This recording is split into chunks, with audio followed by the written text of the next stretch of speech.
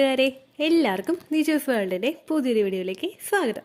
എല്ലാവരും സുഖമായിട്ടിരിക്കുന്നെന്ന് വിശ്വസിക്കുന്നു. ഞങ്ങളിവിടെ സുഖമായിട്ടിരിക്കുകയാണ്. അപ്പോൾ എല്ലാവരും സന്തോഷത്തോടെയും ആരോഗ്യത്തോടെയും ഒക്കെ ഇരിക്കുക കേട്ടോ. ഫിസിക്കൽ കോണ്ടാക്ട് ചെയ്യുന്ന സമയത്ത് ഒരുപാട് പേര് ചെയ്ത് വെക്കുന്ന ഇപ്പോൾ ഏറ്റവും കൂടുതൽ കമൻസിൽ കാണുന്ന ഒരു മിസ്റ്റേക്കിനെ പറ്റിയിട്ടാണ്, 2 മിസ്റ്റേക്കിനെ പറ്റിയിട്ടാണ് ഇന്നത്തെ വീഡിയോയിൽ സംസാരിക്കുന്നത് കേട്ടോ. അപ്പോൾ അത് നമുക്ക് എന്താണെന്ന് നോക്കാം. വീഡിയോ നമുക്ക് സ്റ്റാർട്ട് ചെയ്യാം. ഓവുലേഷൻ നടക്കുന്ന സമയത്തും അതിന് മുൻപുള്ള സമയത്തും നിങ്ങൾ ഫിസിക്കൽ കോണ്ടാക്ട് ചെയ്ത് കഴിയുമ്പോഴേക്കും പ്രഗ്നന്റ് ആകാനായിട്ടുള്ള ചാൻസസ് വളരെയധികം കൂടുതലാണ്. നാച്ചുറലി പ്രഗ്നൻസി നോക്കുന്ന ആളുകൾ ഓവുലേഷൻ ദിവസത്തെ മാക്സിമം എക്സ്പ്ലോർ ചെയ്യാനായിട്ട് ശ്രമിക്കുകയും അതല്ലാതെ കൃത്യമായിട്ട് ഓവുലേഷൻ ഡേറ്റ് കാൽക്കുലേറ്റ് ചെയ്യാനായിട്ട് പറ്റാത്തവരെ നിങ്ങൾക്ക് പീരീഡ്സ് എപ്പോഴാണോ കഴിയുന്നത് ആ കഴിയുന്ന ദിവസം മുതൽ അല്ലെങ്കിൽ ഒരു പീരീഡ്സിന്റെ 10th ഡേ മുതൽ എപ്പോഴാണോ ഓൾമോസ്റ്റ് നിങ്ങൾ അടുത്ത പീരീഡ്സ് എക്സ്പെക്ട് ചെയ്യുന്നത് അതിന്റെ 10th ഡേ വരെ നിങ്ങൾ ചെയ്യുന്നത് പ്രഗ്നന്റ് ആകാനായിട്ടുള്ള ചാൻസസ് വർദ്ധിപ്പിക്കുന്നുണ്ട്. കോണ്ടാക്ട് ചെയ്യുന്ന സമയത്ത് സ്ത്രീകൾക്ക് ഓർഗാസം സംഭവിക്കുന്നില്ലെങ്കിലും സ്ത്രീകൾക്ക് ഫോർപ്ലേ കിട്ടുന്നില്ലെങ്കിലും അവർ പ്രഗ്നന്റ് ആകാനായിട്ടുള്ള ചാൻസസ് ഉണ്ട്. പക്ഷേ ഫോർപ്ലേയോ അല്ലെങ്കിൽ ഓർഗാസമോ സ്ത്രീകൾക്ക് കൊണ്ടുവന്ന് തരുന്നത് അല്ലെങ്കിൽ ആ ഒരു പ്ലഷർ നമ്മൾ എൻജോയ് ചെയ്യുമ്പോഴേക്കും നിങ്ങളുടെ സെർവിക്സ് നല്ലതുപോലെ വികസിക്കുകയും അതിന് ചുറ്റുമുള്ള പേശികളൊക്കെ നല്ലതുപോലെ വികസിച്ചിട്ട് ഒരുപാട് സെമനെ ഹെൽത്തി ആയിട്ട് ശരീരത്തിനകത്തേക്ക് പ്രവേശിക്കാനുള്ള ഒരു പാത്ത് ഇത് ഒരുക്കി കൊടുക്കുകയുമാണ് ചെയ്യുന്നത്. നോർമലി ഫിസിക്കൽ കോണ്ടാക്ട് ചെയ്യാനായിട്ട് തുടങ്ങുമ്പോഴേക്കും ഒരു ലൂബ്രിക്കേഷൻ ഉണ്ടാകുന്ന ഒരു ജെല്ല് അല്ലെങ്കിൽ ലൂബ്രിക്കേഷൻ ഉണ്ടാകുന്ന ഒരു ഡിസ്ചാർജ് പലർക്കും വജൈനയിൽ നിന്ന് വരാറുണ്ട്. ഏകദേശം നിങ്ങളുടെ ആ ഒരു പച്ചമുട്ടയുടെ വെള്ള പോലെയുള്ള ഒരു ടെക്സ്ചറിലുള്ള ഡിസ്ചാർജ് ആയിരിക്കും പലർക്കും ഉണ്ടാവുന്നത്. ഓവുലേഷൻ നടക്കുന്ന സമയത്ത് ഉണ്ടാകുന്നത് പോലെയുള്ള ഈ ഒരു ഡിസ്ചാർജ് തരുന്ന ബെനഫിറ്റ് എന്ന് പറയുന്നത് നമ്മളുടെ അകത്തേക്ക് ആ ഒരു സെമൻ കൃത്യമായിട്ട് പ്രവേശിക്കുന്നതിനും അകത്ത് കയറുന്ന സെമന് ആ എഗ്ഗ് വരുന്നത് വരെ കുറച്ചധികം നാൾ ശരീരത്തിൽ നിൽക്കാൻ വേണ്ടിയിട്ടുള്ള ഒരു സപ്പോർട്ട് അല്ലെങ്കിൽ ഒരു എനർജി കൊടുക്കുന്നതിനുമൊക്കെയാണ് ഈ ഒരു ഡിസ്ചാർജ് സഹായിക്കുന്നത്. ഈ ഒരു പ്രോസസ്സ് നടക്കുന്ന സമയത്ത്, അതായത് ഫിസിക്കൽ കോണ്ടാക്ട് നടക്കുന്ന ഒരു സമയത്ത് ആ ഒരു പ്രോസസ്സിൽ 2 പേരും കംഫർട്ടബിൾ ആകാൻ വേണ്ടിയിട്ട് ഈ ഒരു ഡിസ്ചാർജ് സഹായിക്കുന്നുണ്ട്. കോണ്ടാക്ട് ചെയ്യുന്ന സമയത്ത് സ്ത്രീകൾക്ക് ഡിസ്ചാർജ് ഇല്ല, ലൂബ്രിക്കേഷൻ ഇല്ല, അവിടെ വജൈന ഡ്രൈ ആണെങ്കിൽ പുരുഷന്റെ മെയിൽ ഓർഗൺ അകത്തേക്ക് കടന്നു പോകുമ്പോഴേക്കും പുരുഷനും പാർട്ട്ണർക്കും വേദന ഉണ്ടാകും, നിങ്ങൾക്കും അതിനനുസരിച്ച് ഇറിറ്റേഷനും വേദനയും ഒക്കെ ഉണ്ടാകും. എങ്ങനെയെങ്കിലും ഈ ഒരു പ്രോസസ്സ് കഴിഞ്ഞ് കിട്ടിയാൽ മതി എന്നുള്ള ഒരു ടെൻഡൻസി ആയിരിക്കും 2 പേർക്കും ചിലപ്പോൾ ഉണ്ടാവുന്നത്. ഓവുലേഷന് വേണ്ടിയിട്ട് മാത്രം ട്രൈ ചെയ്യുന്നവർ അല്ലെങ്കിൽ ഒരു കുഞ്ഞിന് വേണ്ടിയിട്ട് മാത്രം നോക്കാം എന്ന് പറഞ്ഞിട്ട് ചെയ്യുന്ന ആളുകളുമുണ്ട്. ഓരോരുത്തരുടെ സിറ്റുവേഷൻ കൊണ്ടും വിവാഹം കഴിഞ്ഞ് ഒരുപാട് വർഷങ്ങളായതുകൊണ്ടുമാണ് പലർക്കും ഇങ്ങനെയുള്ള ഒരു തെറ്റ് ചെയ്യേണ്ടി വരുന്നത് കേട്ടോ. അപ്പോൾ പലരും ചെയ്തു വെക്കുന്ന മിസ്റ്റേക്സിൽ ഏറ്റവും ആദ്യത്തേതാണ് കോക്കനട്ട് ഓയിൽ ഒരു ലൂബ്രിക്കൻ്റ് ആയിട്ട് യൂസ് ചെയ്യുന്നത്.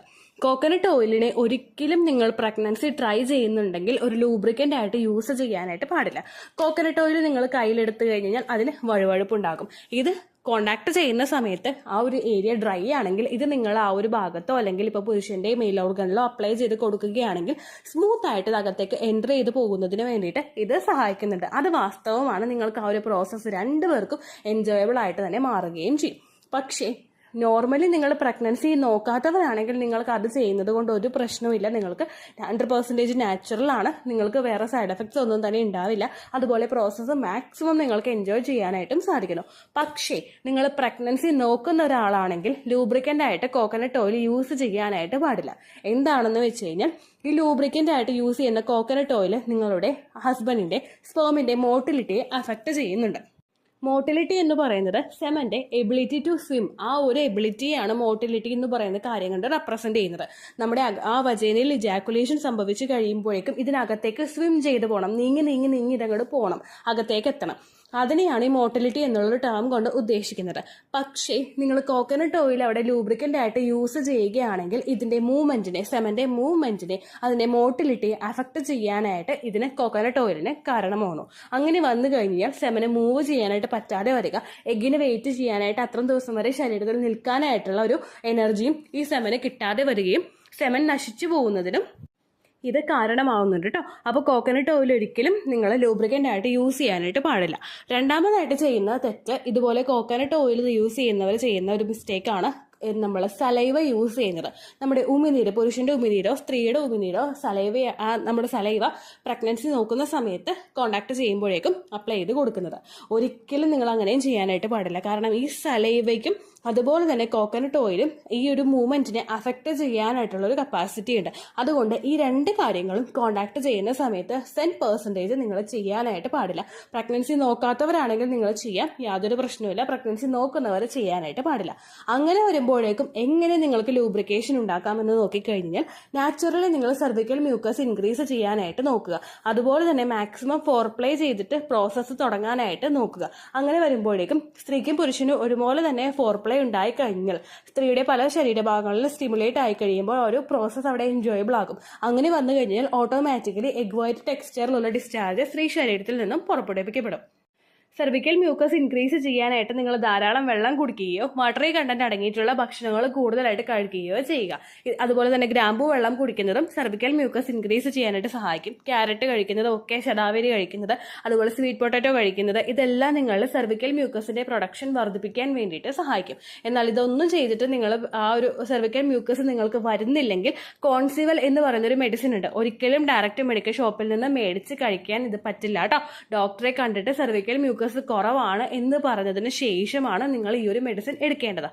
ഡോക്ടേഴ്സ് ഈ ഒരു മെഡിസിൻ കൊടുത്തിട്ട് പ്രഗ്നന്റ് ആകുന്ന ഒരുപാട് പേരുണ്ട്. നമ്മുടെ ചാനലിൽ കോൺസിവൽ എന്ന് പറയുന്ന മെഡിസിനെ പറ്റിയിട്ട് വീഡിയോ ചെയ്തിട്ടുണ്ട്. നിങ്ങൾ കണ്ടിട്ടില്ലെങ്കിൽ അത് കണ്ടു നോക്കുക. ആ മെഡിസിൻ ഉപയോഗിച്ചിട്ട് പ്രഗ്നന്റ് ആയി എന്നൊരു കുട്ടി പറഞ്ഞത് ഞാൻ അവിടെ പിൻ ചെയ്തും ഇട്ടിട്ടുണ്ട് കേട്ടോ. അപ്പോൾ അത് നിങ്ങൾ ശ്രദ്ധിക്കുക. ഇനി അത് ചെയ്തിട്ടും നിങ്ങൾക്ക് ഡിസ്ചാർജ് ഉണ്ടാകുന്നില്ലെങ്കിൽ നിങ്ങൾ ചെയ്യേണ്ടത് മാർക്കറ്റിൽ സ്പേം ഫ്രണ്ട്ലി ആയിട്ടുള്ള ലൂബ്രിക്കൻസ് ഉണ്ടാകും. അത് നിങ്ങൾ മേടിച്ച് ഡയറക്റ്റ് ആയിട്ട് ഉപയോഗിക്കാനായിട്ട് പാടില്ല. ഡോക്ടറെ കാണുക. നിങ്ങൾക്ക് ഒട്ടും ലൂബ്രിക്കേഷൻ കിട്ടുന്നില്ലെന്നാണെങ്കിൽ അത് നിങ്ങൾ ഗൈനക്കോളജിസ്റ്റിനോട് സംസാരിച്ച് നിങ്ങളുടെ ശരീരത്തിന് ആപ്റ്റ് ആയിട്ടുള്ള ഏറ്റവും നല്ല ലൂബ്രിക്കൻറ്റ്, സ്പേം ഫ്രണ്ട്ലി ലൂബ്രിക്കൻറ്റ് തന്നെ നിങ്ങൾ യൂസ് ചെയ്യാനായിട്ട് ശ്രദ്ധിക്കുക കേട്ടോ. ആമസോണിലും ഫ്ലിപ്കാർട്ടുകളിലും അതുപോലെ തന്നെ മറ്റുള്ള മെഡിക്കൽ സ്റ്റോറുകളിലും ഒക്കെ നിങ്ങൾക്ക് ലൂബ്രിക്കൻസ് അവൈലബിൾ ആണ്. പക്ഷെ അങ്ങനെയുള്ള ഓരോ ലൂബ്രിക്കൻറ്റും നിങ്ങളുടെ ശരീരത്തിനോ അതുപോലെ സെമനോ പറ്റിക്കൊള്ളണമെന്നില്ല. അങ്ങനെ വരുമ്പോഴേക്കും സെമൻ അകത്തേക്ക് പ്രവേശിക്കുന്നതിന് തടയുന്നതിനും അതിൻ്റെ ലൈഫ് സ്പാൻ കുറയ്ക്കുന്നതിനും ഇത് കാരണമാണോ. ഹെൽത്തി ആയിട്ടുള്ള ഒരു പുരുഷന്റെ സെമൻ സ്ത്രീ ശരീരത്തിൽ കുറഞ്ഞത് 5 ദിവസം വരെയെങ്കിലും നിലനിൽക്കും. അതിൻ്റെ അളവ് കുറയ്ക്കാൻ വേണ്ടിയിട്ട് ഇത് കാരണമാകുന്നുണ്ട് കേട്ടോ. അപ്പോൾ ആ മിസ്റ്റേക്കും നിങ്ങൾ ചെയ്യാതിരിക്കുക. പിന്നെ ഇത്രയാണ് എനിക്ക് വീഡിയോയിൽ സംസാരിക്കാനുള്ളത്. പിന്നെ ഇങ്ങനെയുള്ള വീഡിയോസ് ചെയ്യുമ്പോഴേക്കും ഫിസിക്കൽ കോണ്ടാക്ട്, സെക്സ്, അങ്ങനെയുള്ള വീഡിയോസിനെ പറ്റിയിട്ട്, ടോപ്പിക്സിനെ പറ്റിയിട്ട് വീഡിയോസ് ചെയ്യുമ്പോഴേക്കും ചാനലിൽ ഒരുപാട് ഞരമ്പന്മാർ വന്നിട്ട് ഭയങ്കര മോശമായിട്ടുള്ള, ഭയങ്കര വൾഗറായിട്ടുള്ള രീതിക്ക് കമൻസ് ഇടാറുണ്ട്. നമ്മുടെ പേര് മെൻഷൻ ചെയ്ത് നമ്മളെയാണ് ഇത് ചെയ്യുന്നത് എന്നുള്ള രീതിക്കാണ് അവന്മാർ കമൻ്റ് ഇടുന്നത്. ഒരിക്കലും നിങ്ങൾ അങ്ങനെയുള്ളവരുടെ കമൻറ്റ് കണ്ടു കഴിഞ്ഞാൽ പൂർണ്ണമായിട്ടും എടുത്ത് വായിക്കരുത്. നിങ്ങളുടെ ഒരു ദിവസമല്ല, ചിലപ്പോൾ ദിവസങ്ങൾ വരെ ഈ ഒരു കമൻറ്റ് ബാധിക്കാനായിട്ട് ചാൻസ് ഉണ്ട് കേട്ടോ. അങ്ങനെയുള്ള കമൻസ് കാണുകയാണെങ്കിൽ ആ കമൻറ്റ് എടുത്തിട്ട് മുഴുവൻ വായിക്കാതെ റിപ്പോർട്ട് അടിച്ച് ചാനൽ അങ്ങോട്ട് ബ്ലോക്ക് ചെയ്ത് കളയാം കേട്ടോ. അപ്പോൾ ആ കാര്യം നിങ്ങൾ പ്രത്യേകം ശ്രദ്ധിക്കാം. അപ്പോൾ ഇത്രയേ ഉള്ളൂ വീഡിയോ. എന്തെങ്കിലും സംശയം ഉണ്ടെങ്കിൽ നിങ്ങൾ കമൻസിൽ ചോദിക്കുക. പണ്ടത്തെ വീഡിയോയ്ക്ക് കമൻസ് ഇടുന്നവർക്ക് റിപ്ലൈ കിട്ടുന്നില്ലെങ്കിലോ, നമ്മൾ തമ്മിൽ ഓൾറെഡി ഒരു കോൺവെർസേഷൻ ഉണ്ടായിട്ടും അതിൻ്റെ കണ്ടിന്യൂഷനായിട്ട് നിങ്ങൾക്ക് റിപ്ലൈ കിട്ടിയിട്ടില്ലെങ്കിലോ, ലേറ്റസ്റ്റ് ആയിട്ട് ഞാൻ ഏത് വീഡിയോ ആണ് അപ്ലോഡ് ചെയ്യുന്നത് അതിന് താഴെ കമൻറ്റ് ഒന്ന് കോപ്പി പേസ്റ്റ് ചെയ്യാനായിട്ട് ശ്രദ്ധിക്കുക കേട്ടോ. അതുപോലെ ഓവുലേഷൻ ഡേറ്റ് കാൽക്കുലേറ്റ് ചെയ്ത് തരാനായിട്ട് റിക്വസ്റ്റ് ചെയ്യുന്നവർ എത്രയാണോ നിങ്ങളുടെ കൃത്യം സൈക്കിൾ ലെങ്ത് അത് മെൻഷൻ ചെയ്യാനായിട്ട് ശ്രദ്ധിക്കുക. സൈക്കിൾ ലെങ്ത് എന്നതുകൊണ്ട് ഉദ്ദേശിച്ചത് ഓരോ മാസവും എത്ര ദിവസം കൂടുമ്പോഴാണോ ബ്ലീഡിങ് വരുന്നത് അതിനെയാണ് കേട്ടോ ഉദ്ദേശിച്ചത്.